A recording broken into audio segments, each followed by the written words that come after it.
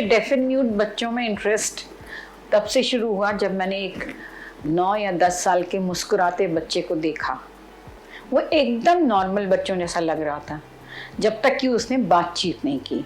लगता ही नहीं था, ना उसके चेहरे से ना उसके हाव भाव से, कि उसको सुनाई नहीं दे रहा है। वो लिप रीडिंग करता था और तभी से मुझे लगा कि ये डिसेबिलिटी थोड़ी अलग है बाकी डिसेबिलिटीज से।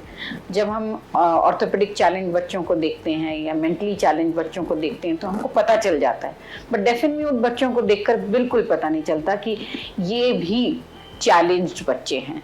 और इसीलिए शायद मैंने इनके साथ जब काम करना शुरू किया तो अपने आप ही मैं इनके तरफ खिंचती चली गई। मैंने इनके साथ करीब 2-3 साल काम किया और इसी बीच मेरी मुलाकात शीतल नाम की एक 8-9, बल्कि मैं शायद कहूँ 12-13 साल की होगी, पर वो ड्वार्फ छोटी सी लगती थी, ड्वार्फ थी, मंगोलियन फेस था, तो वो शायद थोड़ी छोटी लगती थी, से मेरा पाला नहीं पड़ा। एक अजीब सा अट्रैक्शन हम दोनों के बीच में था। वो जब भी मुझे देखती दौड़ कर मेरे पास आती और मेरे को हक करती, गले लग जाती, और मैं भी उसे बहुत प्यार करती। और उस चेहरे पर एक अजीब सी आत्मसंतुष्टि उसके चेहरे पर मुझे दिखती। जब मैं उसको देखती तो मुझे पता नहीं क्यों ऐसा लगता कि कहीं कुछ इस लड़की से मेरा लगाव या कहूँ पुराना रिश्ता है। धीरे धीरे शीतल और मेरे बीच दोस्ती बढ़ने लगी और वो थोड़ी सी जेलसी का भी कारण बनने लगी अपने बाकी डेफेंडम दोस्तों के बीच में, क्योंकि मैं तो सारे बच्चों को के लिए कायदे में, मुझे देखा जाए तो एक जैसा रहना चाहिए था, पर शीतल की तरफ मेरा झुकाव कुछ ज्यादा था। यहाँ तक कि कुछ टीचर्स को भी लगने लगा कि मैं शीतल की तरफ थोड़ी ज्यादा पार्शियल हूँ। हुआ यूं कि गर्मियों की छुट्टियां आई और सारे बच्चे हॉस्टल के अपने अपने घर चले गए।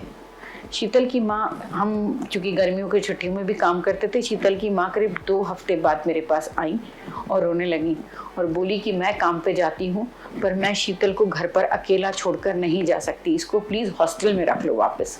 क्योंकि हॉस्टल खाली हो चुका था, हॉस्टल में देखने के लिए कोई नहीं था, तो मैंने उसको अपनी बात, मजबूरी बताई कि नहीं, अभी हम शीतल को अपने पास नहीं रखते क्योंकि हमारे पास स्टाफ नहीं है।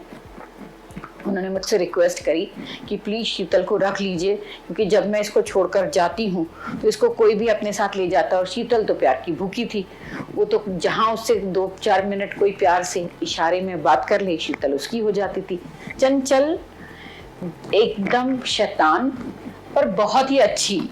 एक जैसा मैंने आपसे कहा कि मैं शुरू से ही उससे अट्रैक्टेड थी, तो मुझे वो नॉर्मल बच्चों से भी ज़्यादा ही अच्छी लगती थी।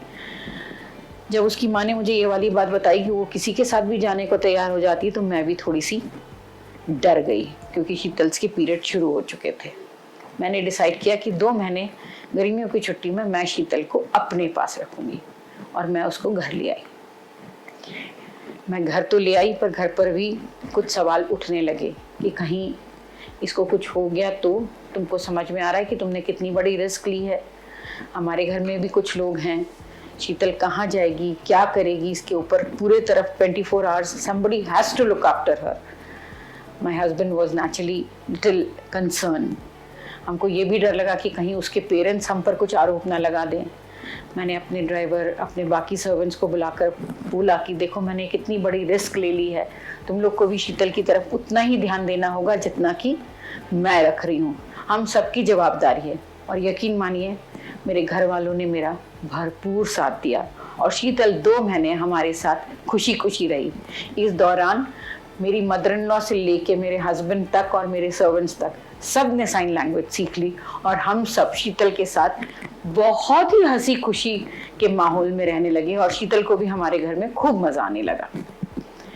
जुलाई का महीना आया और शीतल को हमने हॉस्टल भेजने की तैयारी करी। शीतल बिल्कुल भी हॉस्टल जाने के लिए तैयार नहीं थी। वो चाहती थी कि वो हमारे ही घर में रहे और यहीं से स्कूल कॉलेज जाए। मेरी भी इच्छा कुछ ऐसी ही थी, पर मुझे समझ में आ रहा था कि ये जिम्मेदारी लेना जिंदगी भर का मेरे लिए बहुत बड़ी एक तकलीफ आने वाले दिनों में हो सकती है, क्योंकि शीतल बोल नहीं सकती और उसकी अडॉप्शन वाला प्रोसेस मुझे करना पड़ेगा अगर शीतल को मुझे अपने साथ रखना है। तो दिल पर पत्थर रखकर मैंने शीतल को वापस हॉस्टल भेज दिया। शीतल चली गई, घर खाली हो गया, सुना हो गया। हम सबको शीतल की बहुत याद आती थी, पर वहीं मैं गलत थी। शीतल हॉस्टल जाने के बाद एकदम गुमसुम सी हो गई। एकदम शांत सी हो गई। उसको हॉस्टल का ज़रा भी वातावरण अच्छा नहीं लग रहा था। वो हमारे साथ रहकर एक नॉर्मल ज़िंदगी जीना सीख गई थी, जो उसको डेफ एंड डम्ब बच्चों के साथ में बिल्कुल अच्छा नहीं लगता था। वो चाहती थी कि वो भी नॉर्मल लोगों के साथ रहे, और वहाँ हॉस्टल में उसके सारे संगी साथी डेफ एंड म्यूट थे और उनको उनके साथ ही रहना था। शीतल को न वहाँ खाना अच्छा लगता था, वो खूब लड़ाई करती थी, चिड़चिड़ी हो गई थी, और उसका जो खुशनुमा स्वभाव जिससे कि हम सब अट्रैक्ट हुए थे, वो एकदम से ख़त्म हो गया था।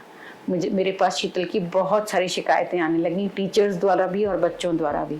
एक दिन मैंने शीतल को बुलाया और मैंने उससे पूछा कि तुम ऐसा क्यों कर रही हो। उसने कहा मुझे आपके साथ घर जाना है।